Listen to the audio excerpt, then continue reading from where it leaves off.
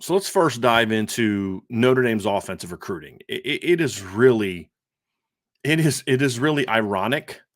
Number one, that the driver of a lot of the success since Marcus Freeman really was promoted to head coach has been offensive recruiting. And I think there's a lot of reasons for it, and we can dive into it, maybe in another show. But the focus here today is going to be on, just what they've done and some of the areas for that success. Number one, biggest reason for success, I think that's the side of the ball where Marcus Freeman honestly has made his best hires from a recruiting standpoint. We can debate the quality of the coaching on the defensive side of the ball, and Al Washington has a chance, I think, this year to do a really good job and be a driving force on the defense. We can talk about Al Golden getting his feet wet. He could be a lot better this year as a coach. Obviously, Mike Mickens is the exception to that rule. We can debate whether or not Chris O'Leary is a really good safeties coach. I think he is a pretty good safeties coach. Recruiting has obviously not been up to par, but offensively, it was Harry Heastan last year. Now it's Joe Rudolph has a chance to do that. Chancey Stuckey's been a home run hire so far. Dylan McCullough's been an absolute home run hire so far.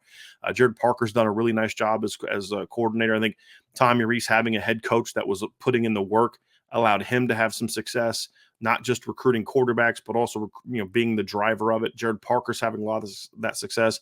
Chad Bowden's played a major role in the success in this, but there's a lot of reasons why, and I think a big part of it is the we talked about it yesterday, is the talent of the coaches that are doing the recruiting, the fact that you have a head coach now that's more engaged in recruiting on that side of the ball. And I think it's been an easier sell for whatever reason, in spite of the fact, or despite the fact, that the offense on the field hasn't really been that good since 2019. The 2020 offense had some good efficiency, but it wasn't a really great group. Obviously wasn't good in some of the bigger games. The 2021 offense had some flashes at times, but also had some really rough spots. Last year's offense was just, for the most part, very mediocre. It did what it needed to do to win 9 games. And then, of course, didn't do what it needed to do against Marshall, didn't do what it needed to do against Ohio State and Stanford in those losses. And so even in the USC game, it had opportunities to go make plays and make it a 3-point game. For example, you're down 17-7, first drive of the third quarter, you're going right down the field, you're about to be in red zone territory, you score it 17-14, just like that. You've got all the momentum. Instead, offense fumbles, USC gets it, they go down and drive. Next thing you know, it's 24-7. Yes, the defense didn't play well that game, but the offense missed out on its opportunities. So the product on the field has not been good. And I think that's some of the excitement that I have about what offensive recruiting could be in the future if this staff, as it's currently comprised, can stay together for just maybe another year or two.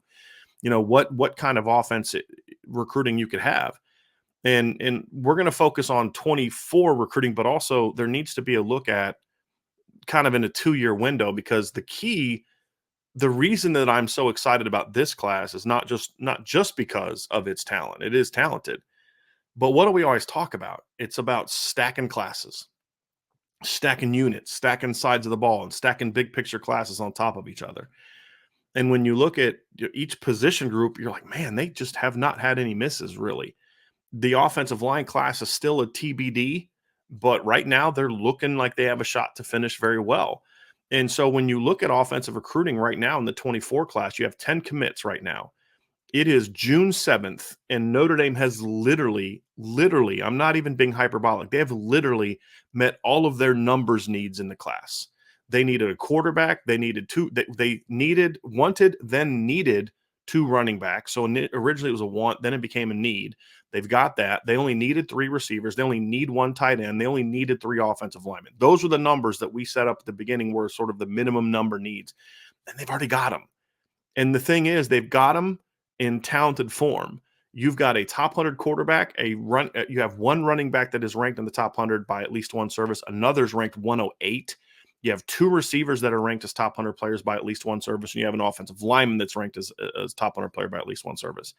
So it's not even just that you loaded up at one position group. You've literally got impact talent across the board, depending on who you talk to.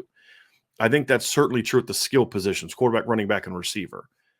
And so when you look at this class and the makeup of this class, there's a lot of impact talent.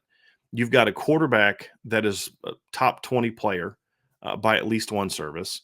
You have 5 players on your offensive class, 5, that are ranked as a top 100 recruit by at least one service.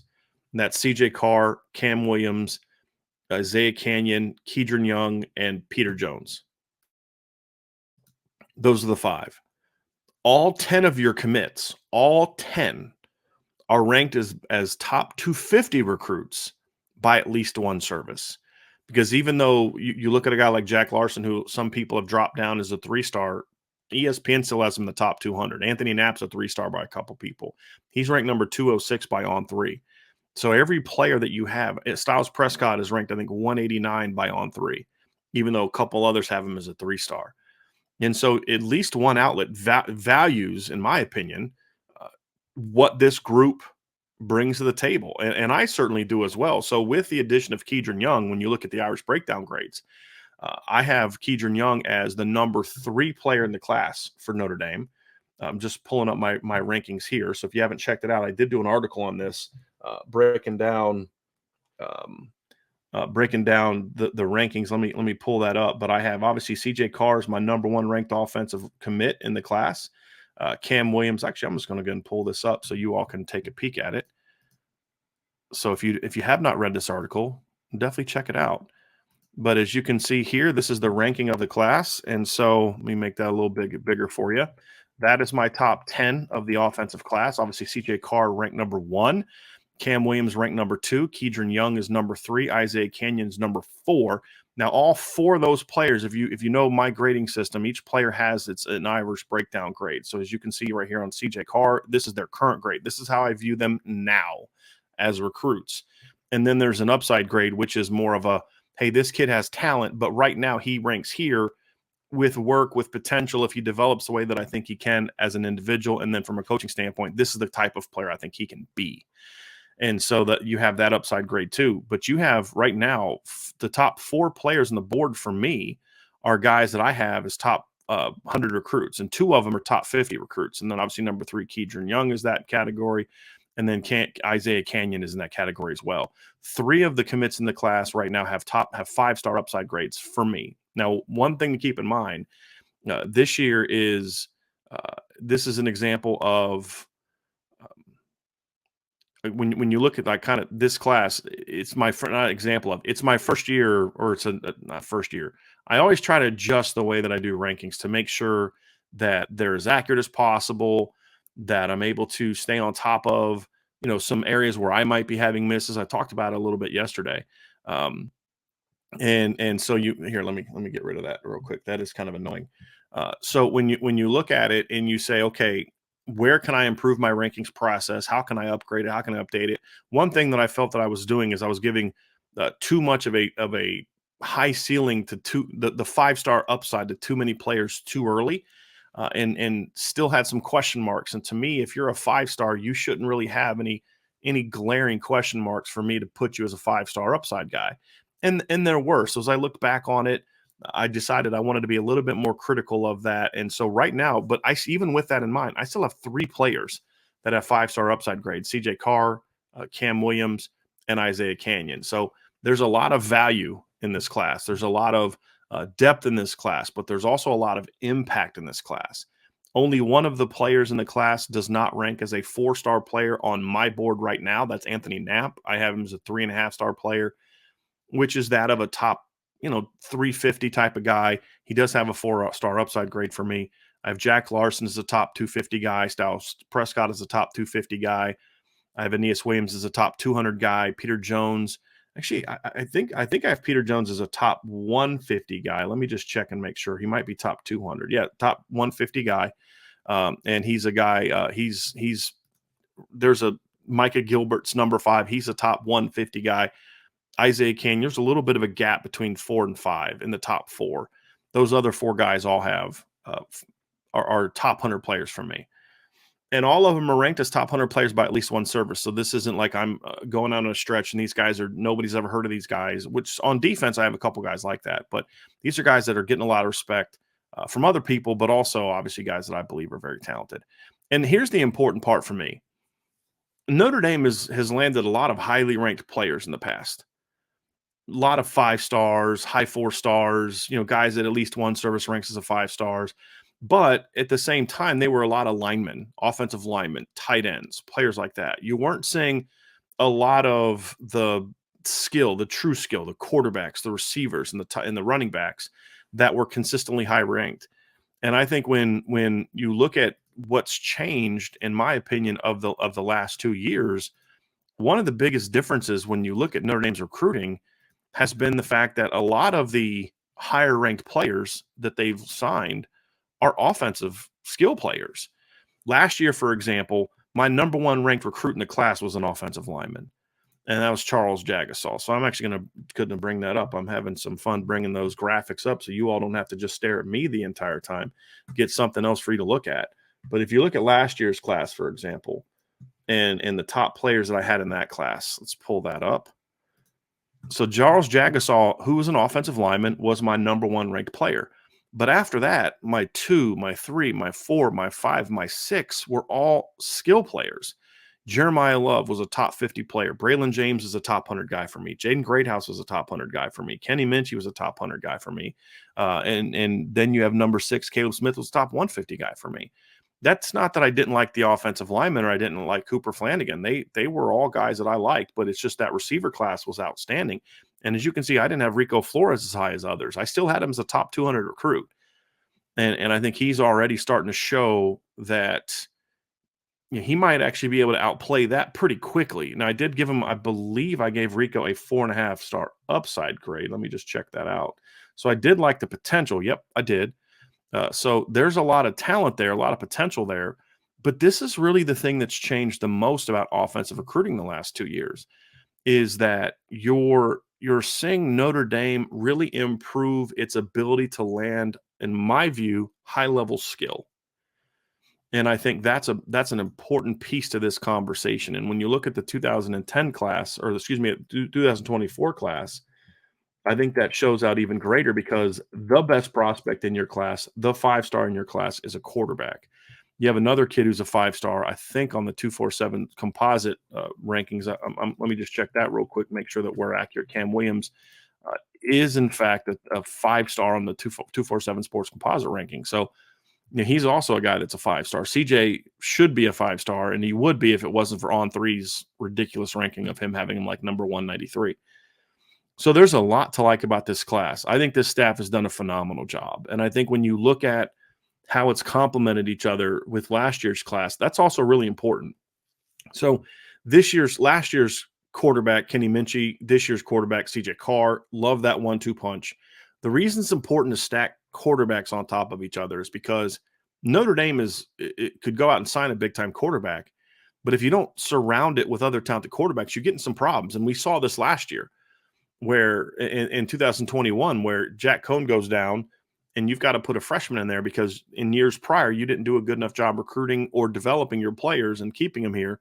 So you didn't have anybody to turn to when Jack Cohn went down, except for a true freshman and Tyler Buckner. Last year, Tyler Buckner goes down and you've got to put Drew Pine in the game. Solid player, good player, guy, good leader, can get you out of some games. There's a lot to like about Drew Pine as a backup quarterback, but you're looking at other places where, if Justin Fields goes down, you have to put a freshman in the game, but it's CJ Stroud. If Mac Jones goes down, you're putting a freshman in the game, but it's Bryce Young. But you're able to stack those classes on top of each other. Some of the schools that haven't been able to do that are kind of going into situations this year where because they haven't recruited this quarterback as well in recent seasons, Alabama being an example, or at least developed them as well, that you're in a situation where you've got to go out and get a grad transfer. So that's kind of where Notre Dame has been, and that's why there was the need to bring in Sam Hartman. But when you recruit Kenny Minchie and CJ Carr back-to-back, and if they can add another talented quarterback at 25, not only do you have great depth chart, but here's the key.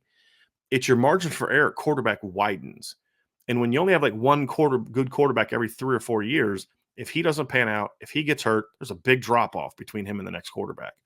If Kenny Minchie becomes Notre Dame starter in 2024, for example, and he gets hurt or whatever the case may be, you've got a CJ Carr to turn to. If CJ Carr becomes a starter, you might have a Kenny Minchie to turn to, or whoever you bring in behind him. You need to be able to have that depth. If you're expecting Kenny Minchie to be a star and he ends up not being as good as we think he can be, you need another guy behind him that can come in and make that play. And that's the key of getting those two guys back to back. And it has been a few years. I think the last time Notre Dame really stacked back to back quarterbacks really well from a recruiting standpoint, you probably have to go back to really 11 to 15, I thought was Notre Dame's best stretch of quarterback recruiting. I thought it was outstanding. You had obviously Everett Golson in 2011. You got Gunnar Kiel in 12. You got Malik Zaire in 2013. You got Deshaun Kaiser in 14, and then Brandon Wimbush in 15. After that, it was Ian Book. It was Avery Davis, who you knew wasn't going to play on a quarterback. Phil Dracovic was a talented player. Didn't pan out, but at least a talented recruit. Still one of my top ranked recruits in Notre Dame signed. The next year, you get Brennan Clark. Then the next year, you get Drew Pine. And then you get Tyler Buckner in 2021. And then he's followed up by Steve Angeli. So it wasn't the same level of recruiting that we saw earlier in Kelly's tenure.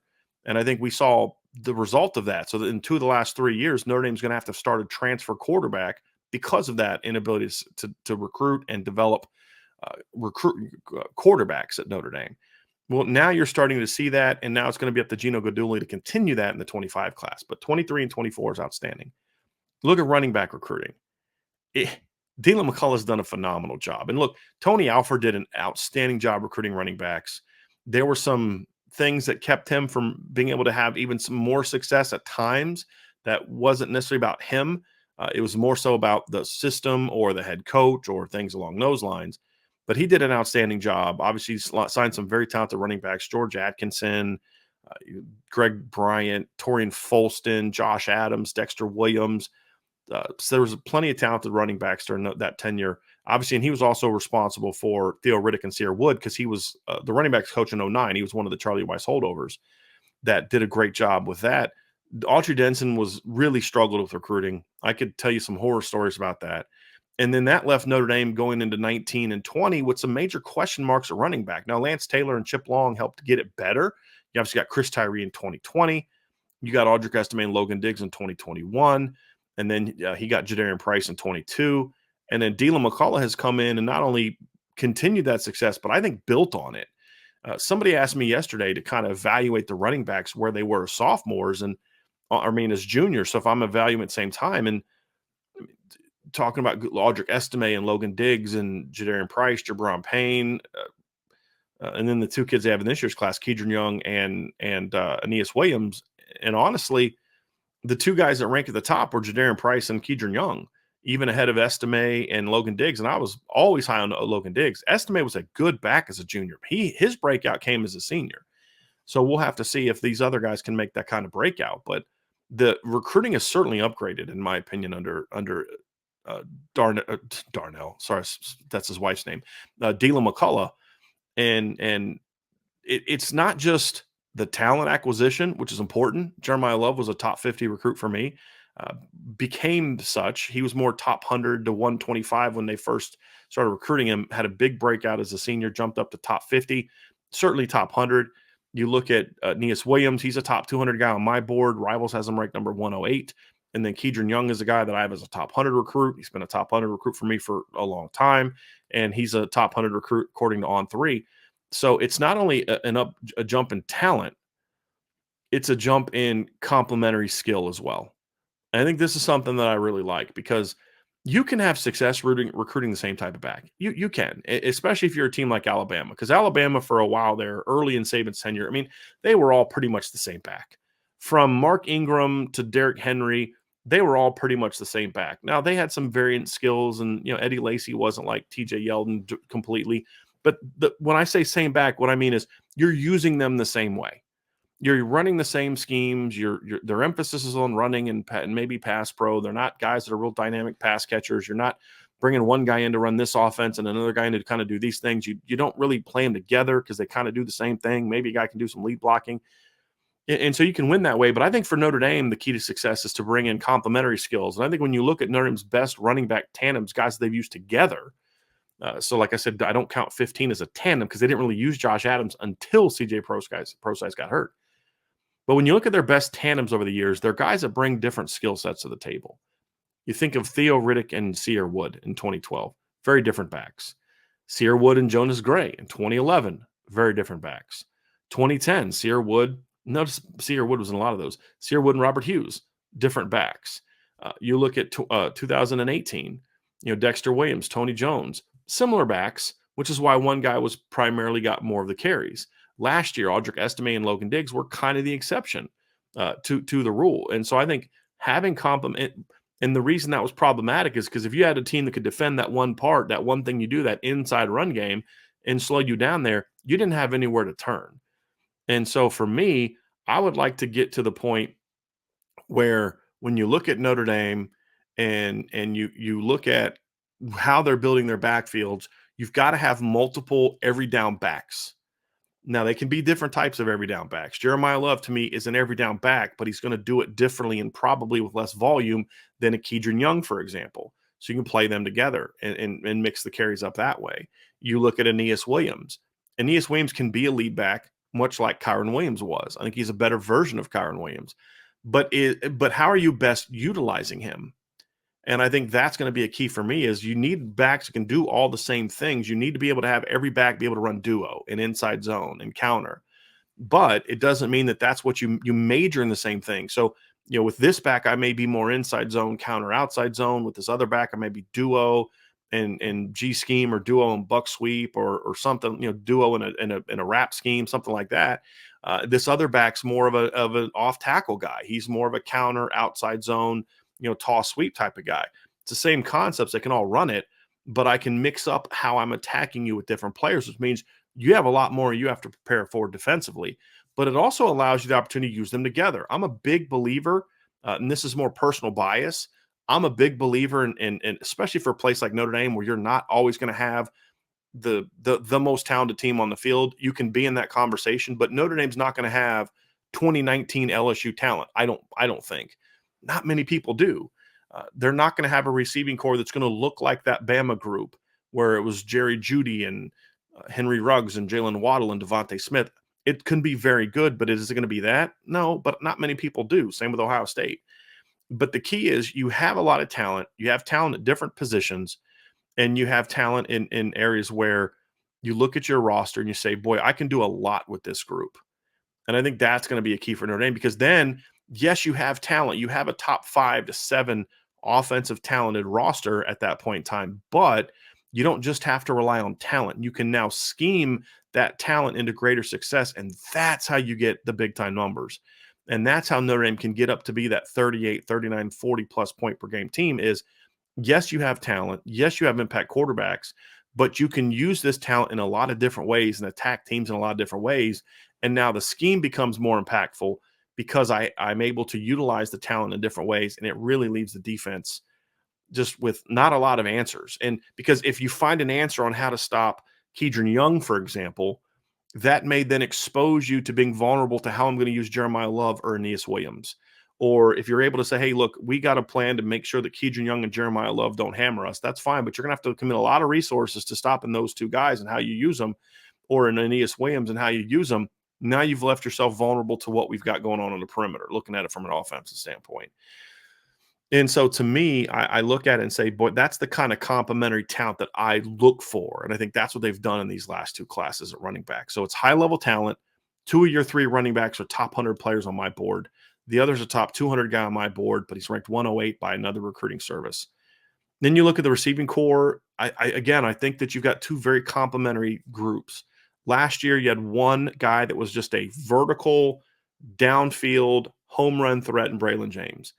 And then you had 2 guys that are volume guys, Jaden Greathouse and Rico Flores that, where if you look at like comps for pass receivers, Braylon James is going to do more of what you got from a Justin Ross, for example. I'm not saying he's as good as Justin Ross, but he can do his damage on 40 catches. He can go 40 catches and have almost 1,000 yards like Justin Ross did in 2018, where he had 49 catches for over 1,000 yards. Then you have a guy like Jaden Greathouse and guys like Rico Flores that are different types of players. Jaden Greathouse is more of a Juju Smith-Schuster, for example, type of player, where, yes, he's an outstanding player, but the way that you're utilizing him, the way that you're building your classes, he's more of a volume guy, as we saw in the spring game. That's not an insult, by the way. It's just a different type of being outstanding, a different type of dominance. And so when you look at Jaden Greathouse, you say, okay, this is a guy that does a lot of the things that I say Miles Boykin, that's probably not a good example. But a guy that's he's gonna go out there and maybe catch 7, 8, 9 balls for 120 yards. Now there's gonna be times where he catches 5 for 150 or 3 for 100 because he happens to rip off a big play, and he's more than capable of ripping off a big play. But it's more so looking at it from the standpoint of, this is a guy that you move around, you get him a lot of catches. And Juju Smith-Schuster, by the way, is the comp that I used for Jane Greathouse last year. And so he may get 1,300 yards, but it's on 95 catches or 100 catches, where another guy might get 1,300 yards, but he does it on 70, like a Will Fuller.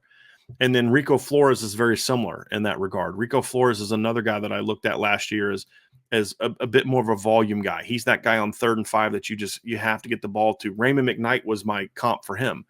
A guy that's just going to be money. He's going to be clutch. He knows how to get open, but not a guy that you're just going to run post routes to all day. Doesn't mean he can't do it. Doesn't mean you can't hit him on a go route.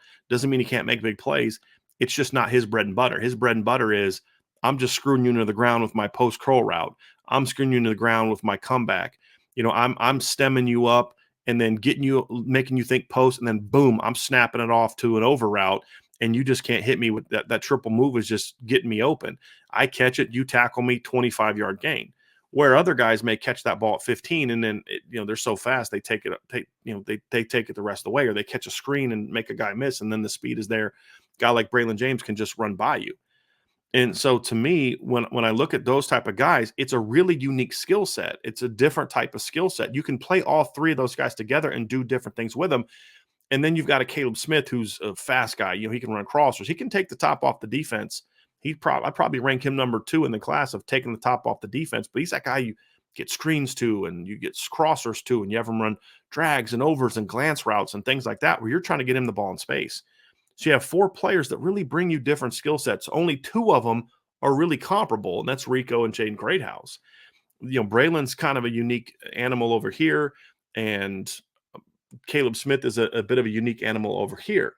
And so I like that complementary nature, but you had a lot of guys that are more volume players in that class. Fast forward to 2024. You look at this year's receiver class. Micah Gilbert is a lot like last year's receivers. It's okay. You need a guy like that in every class. He's more of a guy, and there was a discussion with somebody on the board today who was talking about Micah Gilbert, and he ranks him a little lower because he doesn't have burst and those type of things. And I somewhat disagree at the burst standpoint, but my main disagreement is you're saying that like it's a negative, right? Sometimes not every guy's an explosive, dynamic guy. Not every guy's recruited to do that. Why are you recruiting Micah Gilbert? It's because he is a volume type of guy. He's a guy that you're bringing in and saying, hey, this guy is going to catch a lot of passes for us. This guy's going to do a lot of the dirty work. Juju Smith-Schuster was also my comparison for Micah Gilbert on top of Jaden Greathouse. So similar skill set there, right? But then you look at Cam Williams and you look at Isaiah Canyon, and they're more Braylon James types. They're more stretch the field, run a go, run a post, do things with speed, use their size and length to really be impactful and dynamic. And so when you look at that situation, you get into these situations where you now have more of that type of player in this class, where in last year Braylon was the anomaly and it was more of the possession volume type of guys. So when you add them together, you have a really nice balance of 3 volume or 3 vertical, dynamic, tall, long, take the top off the defense, catch the goes, catch the posts, win the back shoulders, get guys on skates on vertical releases and then beat them on those type of things. You have 3 of those. Then you have 3 guys, and that's Braylon James, Cam Williams, and Isaiah Canyon. Then you have 3 guys that are more of the volume type of players. You have Jaden Greathouse, you have Rico Flores, you have Micah Gilbert, who can play slot, can play field, can play boundary, but they're going to play the game in a different way. And then, of course, you have Caleb Smith, who's a little bit of an anomaly. I would argue that the Caleb Smith in the 2024 class is Aeneas Williams, because now that you have Keidron Young, if you need to go with a slot in this class, and let's say you don't you want to go with a slot that's more of a shifty, make you miss kind of guy, well, you don't have that at receiver in this year's class. That's what Aeneas Williams can do. I mean, this is a kid that had almost 1,300 yards receiving as a sophomore in high school, had also over 1,000 yards receiving that year. So why does it matter to have that type of numbers? You can't play 7 receivers, right? Well, here's why it matters. Number one is you have depth. If most of them pan out, you've got great depth. You've got different skill sets. The other reason it matters is because not everybody's going to pan out. I think all those kids are talented. I think they all have potential to be impact players in Notre Dame, but they're not all going to be that. It's just the way it goes. That's life. But when you sign multiple players of certain skill sets, then what you've done is you've increased the odds that one of them at least, if not two, are going to be able to go out and be impact players with that skill set. And so if you have Braylon James in the 23 class and then you don't have anybody like him in 24 and Braylon gets hurt or doesn't pan out or whatever the case may be, then now you just don't have that skill set. That's not the case now.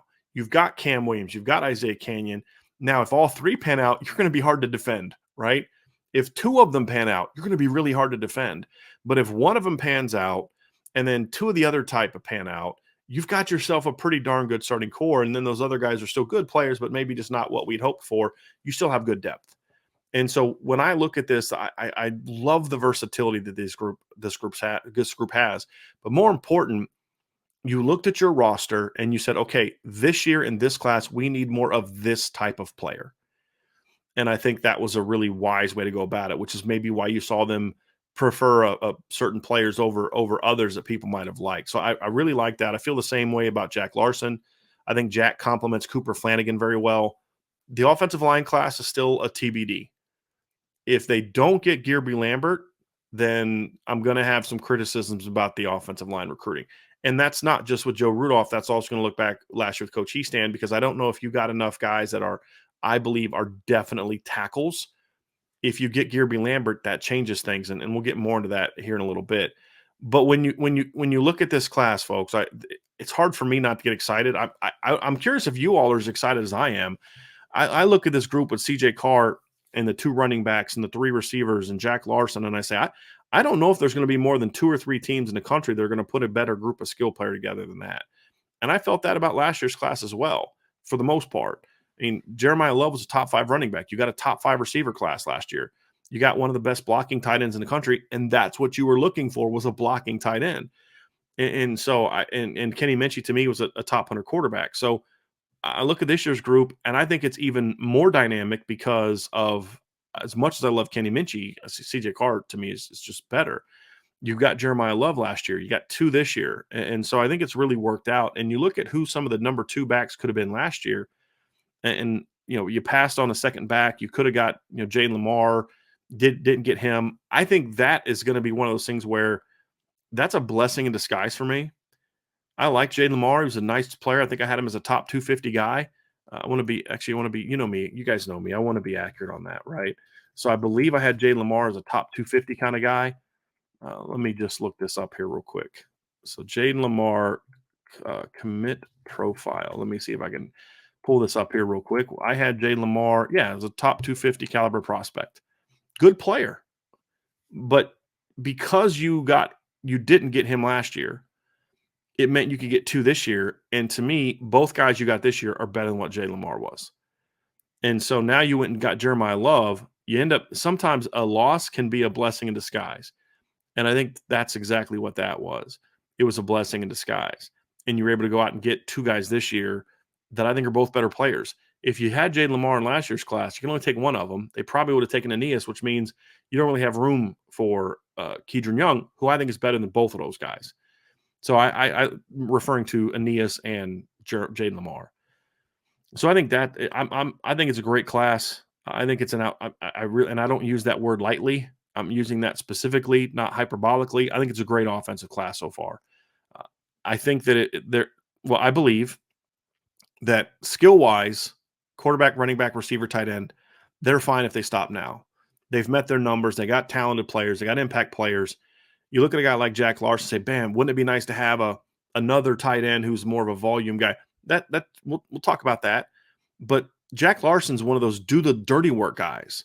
He's going to, 3rd and 5, he's going to get himself open. He's an outstanding route runner. He's got phenomenal ball skills. He can block, which means what? He's a great complement to the receivers that you've brought in, who are the last 2 years are volume guys.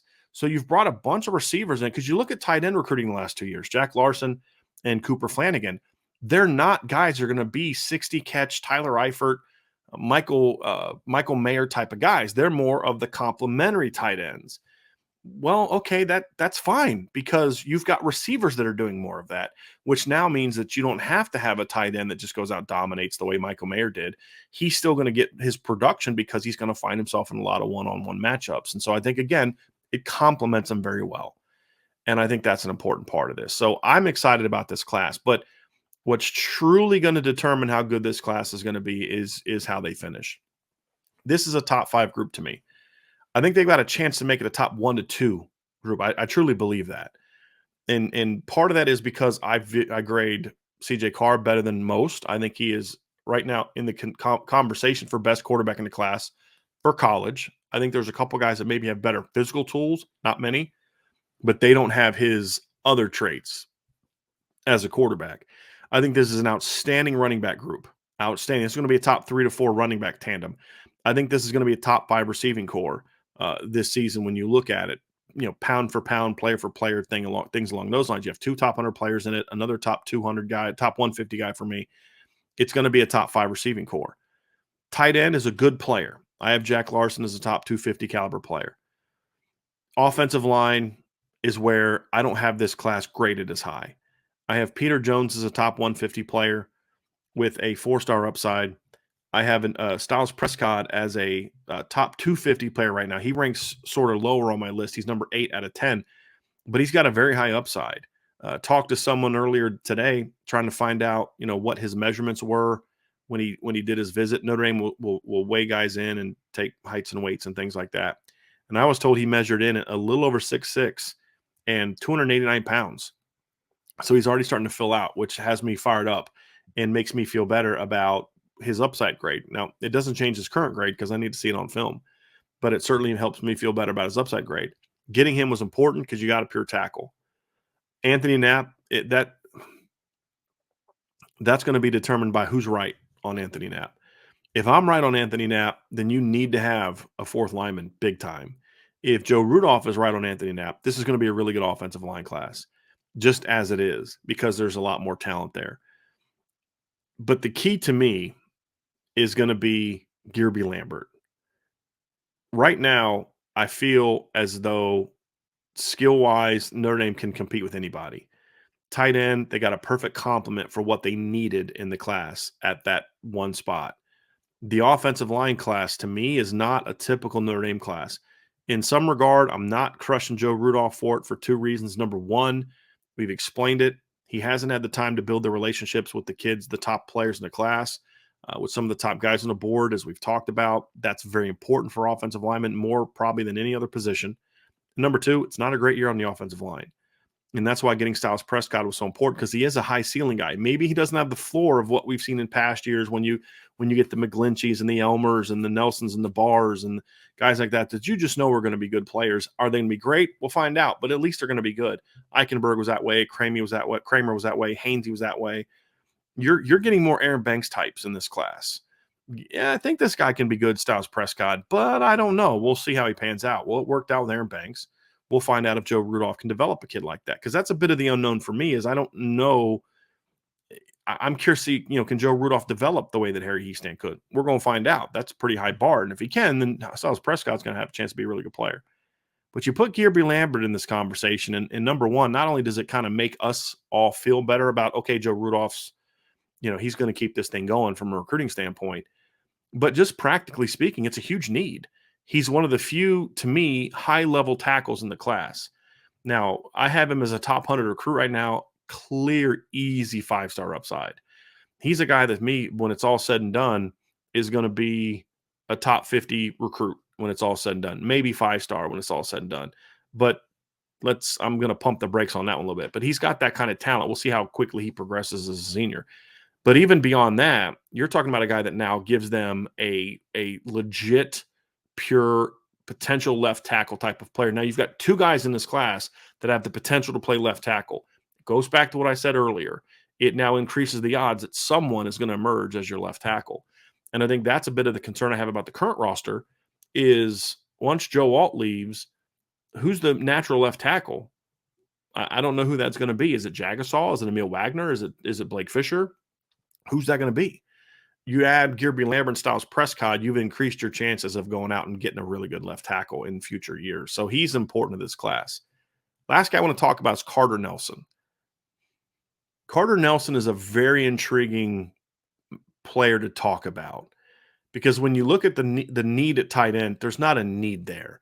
Some people will argue that there is because there's a chance you're going to have 5 tight ends in 24, 25. There's a chance that, with the injury history and all that's valid. It really is. It's those are valid things to bring up. The reason I'm not necessarily as locked into the numbers of the past is because I think Notre Dame's making a shift offensively in its reliance on 12 and 13 personnel. I 100% believe that as long as Jared Parker's the offensive coordinator, 12 and 13 personnel will be part of their package week after week, especially 12 personnel. But what I also believe is that they're not recruiting the number of receivers and running backs. In the last 2 years, Notre Dame has signed 10 running backs and receivers or landed commitments from, and they've got commitments or signed 2 tight ends. Why? Because I think you're wanting to see a team that understands we need to get more speed we need to have the ability to get more speed on the field. And the way to do that is 11 personnel, 21 personnel, 20 personnel. And so you don't have the need for 12 and 13 to the high volume that they've had in the past. So there's not the need for 6 to 7 tight ends. It's more 5 to 6. And so with Eli Raridan, with Holden Stace, with Cooper Flanagan, and now Jack Larson plus Mitchell Levin still having multiple years of eligibility, you're kind of in a good place there numbers wise. Now, if there's injuries, you could be in trouble. So why are you still recruiting Carter Nelson? Great question. Easy answer. Because he's really talented. And I think the uniqueness of Carter Nelson, when you look at his speed, his athleticism, his skill set, he's a completely different type of tight end than really what they have on the roster. The closest thing to him would be Eli Raridan, and even Eli is still a true tight end. Carter Nelson is a borderline hybrid player, and I don't mean hybrid like you're thinking. I mean it like Jack Larson, wing, H. That's a hybrid tight end. I don't even know if hybrid tight end is the right word. He's more of a hybrid receiver tight end.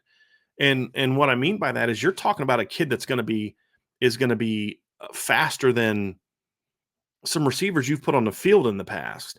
He's a kid that's more of a true pass catcher.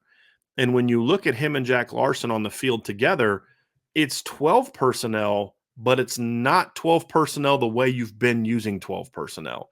And that's what makes it potentially dangerous. So if you put him and Larson on the field or Carter Nelson and Cooper Flanagan on the field, you have the ability with Carter Nelson to move him around and have him block on the edge and do some things like that if you need to. But you're really in a situation where you're almost kind of going back to 2012, where a lot of times Notre Dame would line up in 12 personnel, but their boundary receiver was Tyler Eifert, and they used him like a wide receiver. And I think that with Carter Nelson, he brings some of that to the table, where Cooper Flanagan and Jack Larson are short to intermediate, move the chains, third down, good route runners, use their ball skills to be effective. A guy like Carter Nelson's more of a, hey, out of this 12 personnel, we can take this thing over the top to our tight end. He can stretch the field. And I think that's something that's been missing from the offense a little bit. I think that Michael Mayer should have been used down the field more. I understand why they didn't this past year, quarterback being the primary reason why. But I think having a tight end that can line up in the slot, can line up a tight end, can also line up in the boundary and allow you to attack vertically gives your offense a lot of potential weapons, because I can block with a 7-man box on one play and then free release and be an impact, dangerous threat pass game wise on the next play and not have to change personnel. And so although Carter Nelson is not a need from a numbers on your depth chart standpoint, I think the staff kind of went back and forth on, do we take a 4th receiver or a tight end?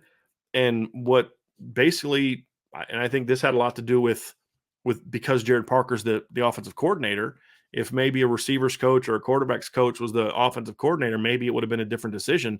But because Jared Parker, who is the tight ends coach, is the offensive coordinator, I think he's looking at it thinking, well, I can do some things in 12 personnel with him that I can't do in 11 personnel with a Jason Robinson or a Jeremiah McClellan, or maybe some of those other guys that we've all talked about who are talented players that we all like.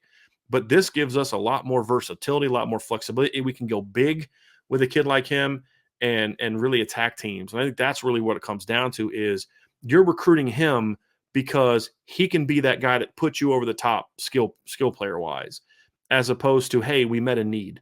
We needed a second back and we got a second back and he happens to be really good. You don't need a second tight end in this class, but you're recruiting Carter Nelson because you add that kind of talent and potential with what they've already signed the last 2 years.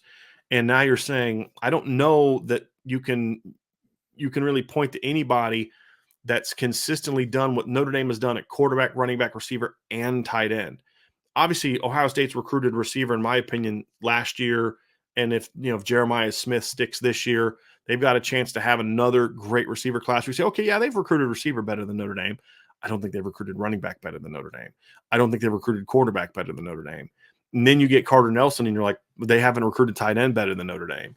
They haven't recruited offensive line better than Notre Dame. And if they're able to finish with Gearby Lambert and with Carter Nelson. So you start to get really excited about what a guy like him could bring to the table. And that's exactly why Notre Dame is recruiting Carter Nelson. There's not a need for him, but there's a want for him, because what are your goals? You're trying to say, what can we do to beat Bama, to beat Georgia, to beat Ohio State, to beat Clemson in the games that matter? Notre Dame's beat Clemson, what, twice, right, in the last few years? Last 2 times they've played in the regular season, Notre Dame's won both of them. But they played each other twice in the postseason as well, and Clemson won both games convincingly. Those are the games that matter, not the regular season games. Regular season games are important.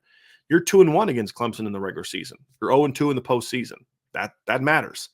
And so what can you do in those money game situations? And that's why you look at a guy like Carter Nelson. That's why Gearby Lambert is so important, because they're the final pieces to saying, hey, this is a great offensive class, but we're trying to make it a gap erasing class. The classes they have right now, and I want to hear what you guys think about this. When I look at the offensive recruiting last year and this year and combine them, and when I look at the offensive class individually, I think they were both gap closing classes in different ways. I think this year's class, to me, closes the gap even more than it did than last year's class because of the quarterback, because the quarterback's so much better. I think you add Carter Nelson and Gearby Lambert to go with last year's class, and the gap, to me, offensively, just from a pure talent standpoint, they got to develop it and produce it and do all that. We're just talking pure recruiting and talent acquisition. I think the gap has all but been erased because of the balance. They hit their marks and they landed impact players, quarterback, running back, receiver, tight end, and offensive line. Because if they don't get Carter Nelson, I like the tight end recruiting the last 2 years. It's been good. Cooper Flanagan was a guy that I liked in last year's class. I'm trying to find what was my ranking for Cooper Flanagan. Give me a second. I'm going to find this one real quick. All right, Cooper Flanagan. I had Cooper ranked as a top 200 caliber player. It's a good player. Jack Larson, top 250 kind of guy. They're good players. They're not elite players. Carter Nelson can be an elite player. So you'd now have elite quarterback, running back, receiver, and tight end rooms, because now I like Jack Larson. I think I like Jack Larson a lot more than some of you in the chat seem to like Jack Larson. Some of you talking about drop him. To me, that's nonsense. He's a good football player, but he's a good football player that needs to be your number, your 2, your complementary guy. Or if he's your starter, you're not asking him to be Michael Mayer. You're asking him to be, Ben Koyak. You're asking him to be, a complementary weapon to an Alizé Mack, a guy that, hey, I'll make the big play when I need to, but I'm a complement to Chase and Miles, or I'm a complement to the receivers on the roster. You're not recruiting him to be Michael Mayer, to be Tyler Eifert, to be Kyle Rudolph. You're just not recruiting him to do that. Now, if you can have him as your number 2, potentially number 3, now all of a sudden you're loaded at tight end. And so I think that's a very important piece to this conversation. Like, I love Micah Gilbert as a player, especially the value that you get for him being your 3rd-ranked receiver. If he's your number 1 and then there's 2 guys beneath him, he's really good, but are you really a championship caliber unit? And I think that's what a guy like Carter Nelson does. You add that kind of impact talent to where now your number 1 and number 2 tight ends become your number 2 and number 3 tight ends, and you're that much more impactful. And I think Gearby Lambert is also incredibly important because you put him and Charles Jagasaw in back-to-back years, you've landed one of the nation's best tackles in back-to-back years and pure tackles. And then you went and got an in-state kid in Silas Prescott who has a very high ceiling as well. Now you don't necessarily, you're not as hurt as much if a guy like Anthony Knapp can't stay at tackle or Sullivan Absher can't stay at tackle. You can now be more willing to move those guys inside if that's where they're best suited because you have Gearby and Charles and Styles. And having a guy like Gearby, along with, the fact that Emil Wagner was a redshirt, put you in a situation where with Styles and Gearby, if the opportunity opens up for Charles Jagasaw to start at guard, because let's say there's not an open tackle spot, but there's an open guard spot, and he's without question your next best lineman, you can move him in knowing we just recruited two really talented kids behind him that we can develop there. And then maybe we move him back out when his time comes, maybe, or if those guys develop and emerge, you can leave him there. And so I think those are the reasons why recruits don't always it's not always just about that individual recruit and what he brings to the table. It's also about how it impacts those around him. And that's why I think Gearby Lambert's so important. So moral of the story, love this class. Love this offensive class. Defensive class needs to pick it up. If you look at my rankings and look at the top, right now they have 20 kids committed. I don't rank them all together. I like ranking the sides of the ball separately. But if you look at the grade, my top 4 offensive players are top 100 guys.